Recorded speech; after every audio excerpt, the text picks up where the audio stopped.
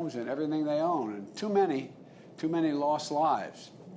And this year, there could be even tougher based on the weather patterns.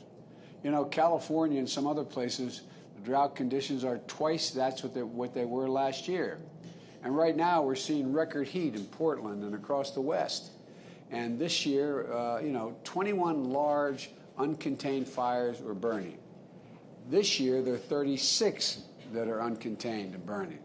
There are already about 9,000 firefighters deployed across the region, from California to New Mexico to Utah and Nevada, and it's only June.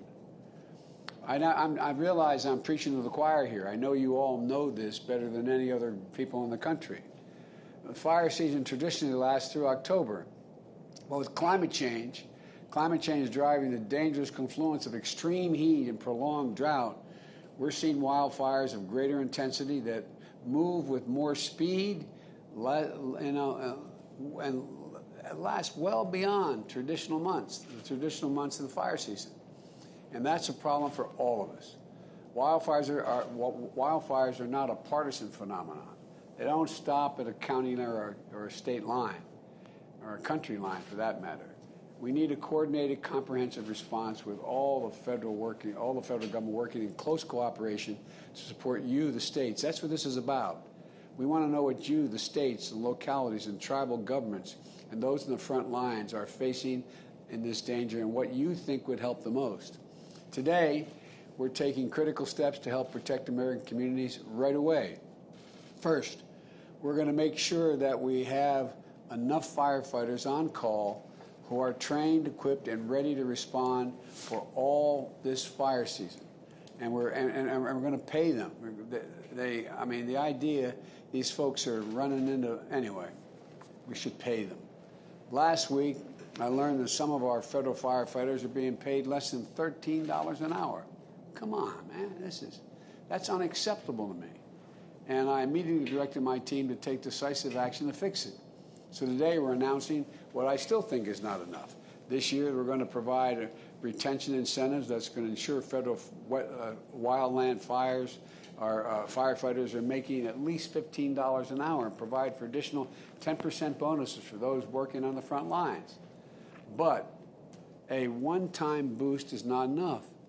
These courageous women and men take an incredible risk of running toward the fire, and they deserve to be paid, and paid good wages. You know that old expression, God made man, then he made a few firefighters? Well, it's true. They're incredible. I've spent a lot of time, my whole career, with them. So we're going to work with Congress. I know many of your senators and representatives have been working hard on this to permanently get federal firefighters a better deal, including improvements in their compensation, their benefits, and their work-life balance. The federal government is also offering funding, when governors request it, to train and equip National Guard members so they're ready to provide a surge of firefighting capacity. You know, one of the things I learned over the years, being so deeply involved with the firefighters, the only thing that saves a firefighter's life is another firefighter. That's the single most consequential thing. And you know, one of the hardest speeches I've ever had to make, and we've all made difficult speeches, was at the funeral of the 19 Granite Mountain hotshot firefighters when the Prescott, Arizona Fire Department got clobbered. That tragedy happened 8 years ago today. That's the reason I mention it. It's hard to remember of all the costs that firefighters risk when they do their job, and their bravery to step up and do the job. Now, traditionally, federal firefighting has been a seasonal job. But because of climate change, and I know you all know it, I hope your constituents know it, there is climate change. It's no longer a seasonal job. This is a year-round mission. So we've made sure seasonal firefighters can stay on the job as long as they're needed this year by allowing them to work beyond their term. And for next year, we're working to make more of those positions permanent positions. So that when fires aren't burning, we have a workforce of experienced hands, enhancing our forest management, reducing the risk of future fire in the future fire season. Second thing, we are harnessing new tools and technologies to better identify and respond before new fires grow into large, uncontrolled conflagrations. So, for example, The National Oceanic and Atmospheric Administration, NOAA, has satellite technology that is able to see from space when new fires start while they're still small, even as small as the size of your dining room table.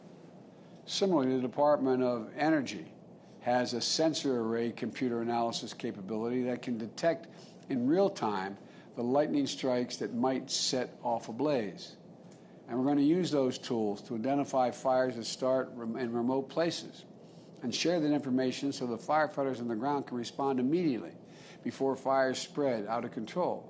I know that's not a full answer, but it's real. It will improve things. We're also going to make sure that the people have the information to better protect themselves and their families from smoke and fire risks. This will include launching a new app from EPA so individuals can easily access the latest information on air quality, smoke plumes, and public health guidance. Third, we also have to make investments in our future. That's why the bipartisan infrastructure framework investment of about $50 billion by so-called, anyway, I won't go into it, but a bill that's caused a little attention, infrastructure bill, is going to build resilience to extreme weather events like wildfires, $50 billion. And today, I'm announcing a $37 million federal grant to Sonoma County, California, in support of fire mitigation efforts that are underway. This grant is part of FEMA's BRIC program, Building Resilient Infrastructure in Communities. My administration doubled BRIC funding to support local efforts to strengthen resilience. And because Sonoma knows all too well the devastation wrought by fires, they were the first to apply for the mitigation funding. I encourage more communities to do so next year. And finally, I want to note that the extreme heat we're seeing in the West is not only a risk amplifier for wildfires, it's a threat in and of itself. People are hurting. It's more dangerous for kids to play outside. Roads are buckling under the heat. I need not tell all of you. We need people to check on their neighbors, especially seniors who may need a helping hand. Outdoor laborers, like our farm and construction workers, are going to need frequent water breaks and shade. I want to thank the governors and local leaders for providing information to citizens and the resources like cooling centers where people can go to get relief from the heat.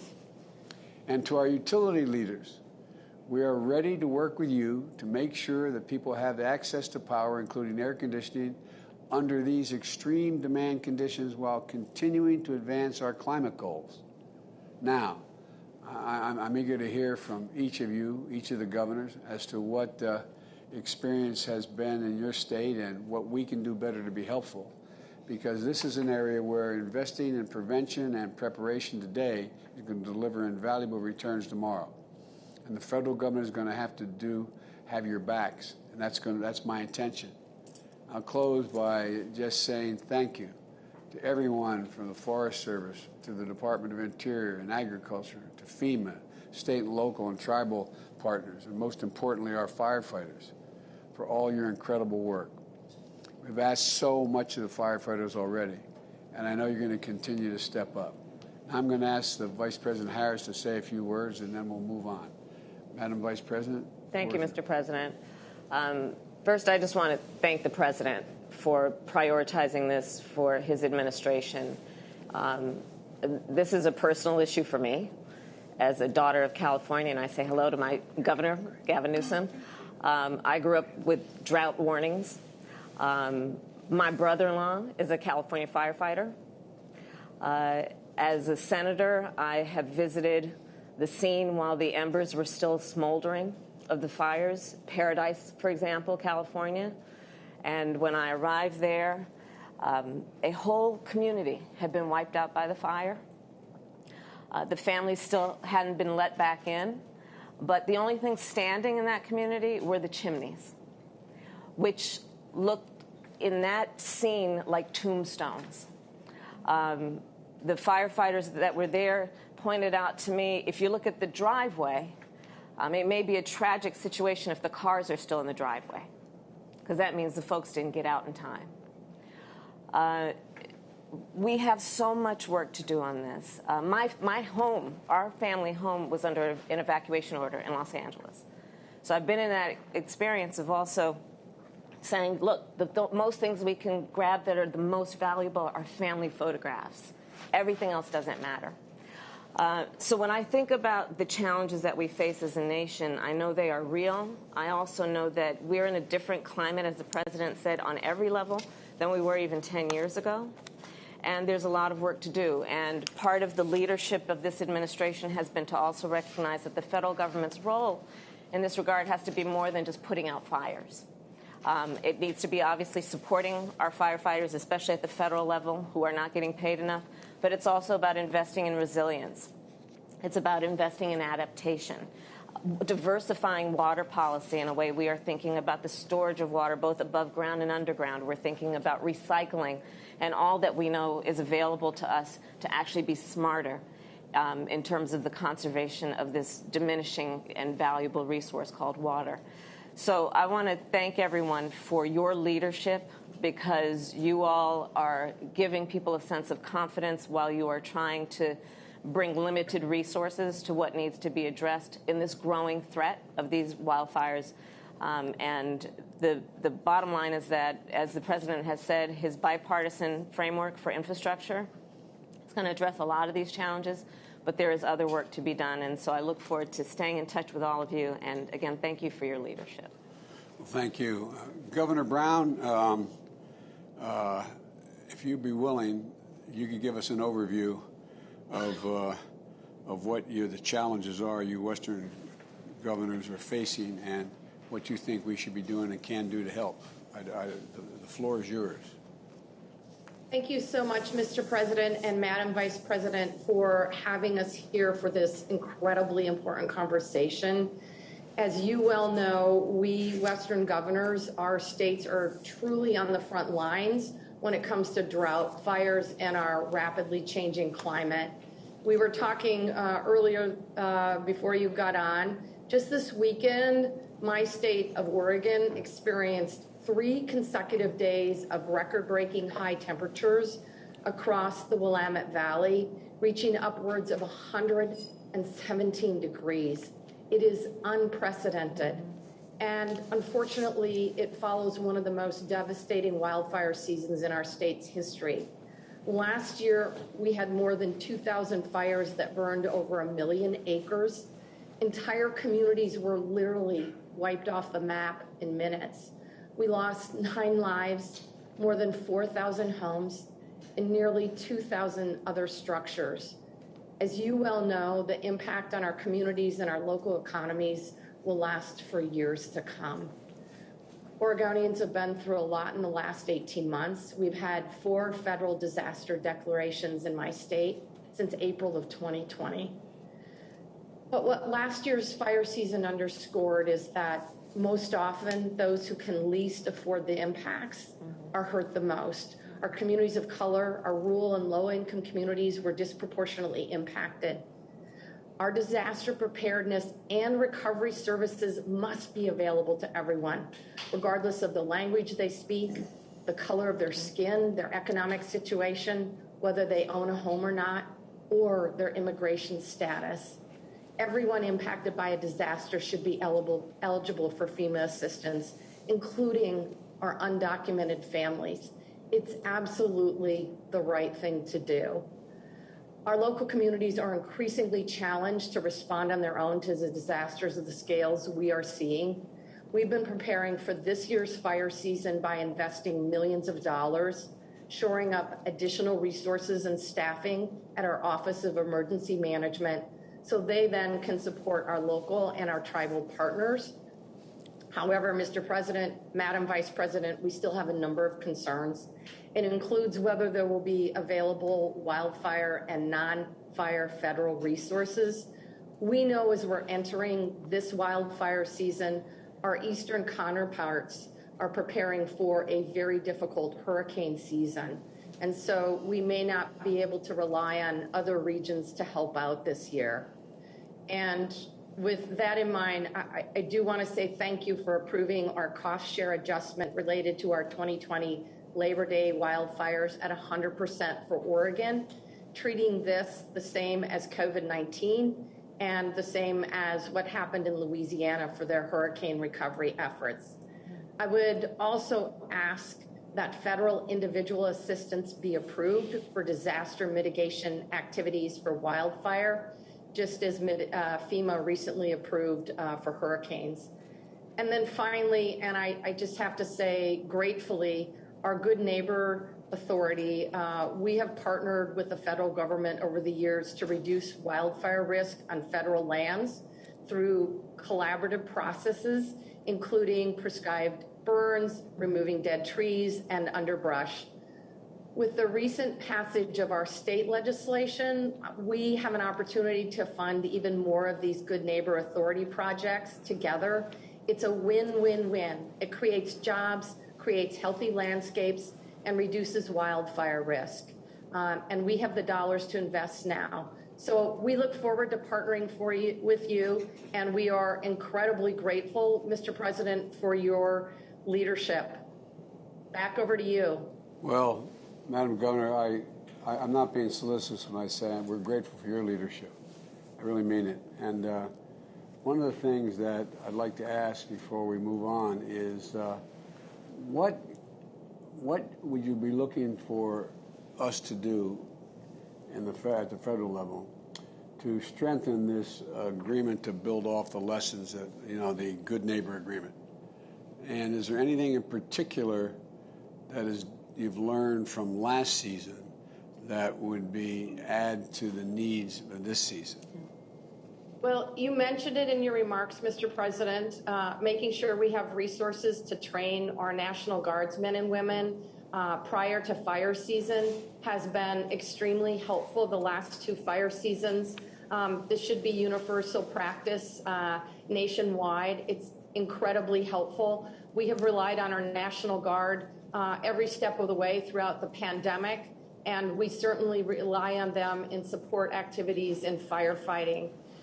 The other piece, and I see Chief Christensen there in terms of the Good Neighbor Authority, this has been extraordinary in our ability to put people back to work in our timber-dependent rural communities, in our ability to create healthy landscapes, and our ability to provide timber for the mills, and frankly, our ability to reduce wildfire risk. And so more resources to collaborate and provide what you described as comprehensive collective efforts to reduce wildfire risk would be extremely helpful.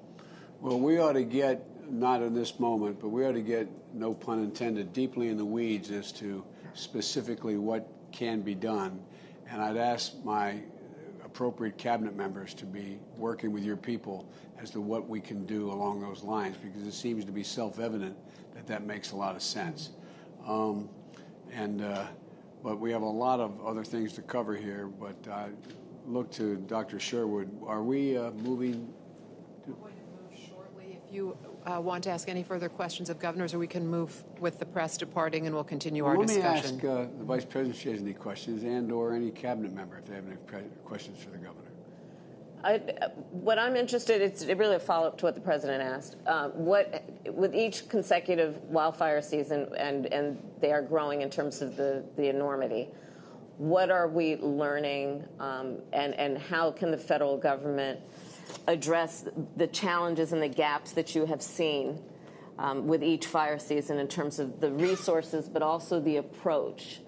And, for example, including the public education piece, including the piece that is about encouraging the private sector, where appropriate, to be engaged around resilience and adaptation. On the issue of water policy, what kind of resources do you need that are also preventative as well as reactive to the wildfires themselves? Governor Newsom, do you want to pick that one up? Yeah, no. Well, first, if I just may, a little indulgence, and thank you, Madam Governor and Madam Vice President. Mr. President, I've been waiting almost 4.5 years to hear a president say what you just said. It's profoundly important, every word you spoke, and I mean it. Look, it goes without saying, in California, we were we were engaged in a relationship with the federal government vis-a-vis the vice president's question. It was more like sparring partners, not working partners. So we have an opportunity here to turn the page on the finger pointing and the rhetoric. We were debating raking policies, literally debating raking policies in this country in the last few years. But our eyes are wide open. By the way, I'm here in your forest, our forest, federal forest in Klamath and Siskiyou County, two of the largest wildfires that we've had year to date in this region. We were up here yesterday. Thank you, Mr. President. I didn't have to make a call to you to get the FMAG approved yesterday up here in Siskiyou County for the largest of the wildfires, the lava fire, which is a few miles away from me. But look, the hots are getting hotter. The dries are getting drier. The smash mouth realities of climate change are here, and they're here decades ahead of when we had anticipated. So across the board, we have to disabuse ourselves of the old timelines and the old frames of engagement. I mean, the seriousness of this cannot be underscored. We had last year a heat dome over the west coast of the United States, not dissimilar to the one we're experiencing north of where I am, and Governor Brown and Inslee have experienced most acutely. But that led to 12,000 lightning strikes in 24 hours and 5 of the most destructive wildfires, 5 of the 6 largest in our history, concurrently in last year's wildfire season. We were burning up. We were choking up. We haven't just heated up. And I should just say this, with due respect to those that don't believe in science, you got to believe your own damn eyes. Observed evidence. When you look at that thermometer, 117, 119 degrees up north, we were 123 down in Palm Springs 2 days ago, 111 just 48 hours ago. There's no Republican thermometer, no Democratic thermometer. These realities are here with us today. So, Madam Vice President, across the board, we can't just double down. That's old, stale rhetoric. We have to have a sense of intentionality and responsibility to radically change our vegetation forest management policies, our suppression policies, our pre-positioning policies, the strategies we're engaging the president just laid out on technology, strategies and opportunities to develop partnerships, not only with Interior and not only with FEMA, but with the Department of Defense, some of those new satellite technologies that have been around, but opportunities to engage in new partnerships with those satellite technologies. The mutual aid system has been stretched in this country. Governor Brown, how many times I called you last year for resources? Inslee, Sislak, Polis, all of you on there, thank you. But we're stretched. We were calling folks in Australia. We were calling folks in Canada. We had the pleasure of having folks, firefighters from Israel come because we were that stressed. So, Mr. President, just in closing, forgive me for being long-winded. I just want to say this. Music to my ears. We got to pay our firefighters federally more because we don't have enough firefighters, period, full stop. Bureau of Land Management, same thing. We need to really invest in our human resources and the infrastructure that you have been preaching over the course of the last few weeks, because this is also an incredible economic opportunity to completely transform our economy and to get off of carbon, or at least drive it with a carbon-free engine, and to change the way we produce and consume energy. And so I just want to applaud you, final words, for recognizing not only this moment of urgency situationally, but the sustainable mindset to start thinking anew about how we can reimagine the future and not go back to the 19th century, but truly dominate the future. And your infrastructure program is a big part of that as well. These things are connected. And I just want to say we respect and appreciate your leadership. And we're just grateful and humbled that you took the time today to be with all of us. Well, look, Gov, this is, I'm not doing anybody any favor. I just think if I were sitting in your seat or Governor Brown's seat, what I'd be, I mean, this is urgent. And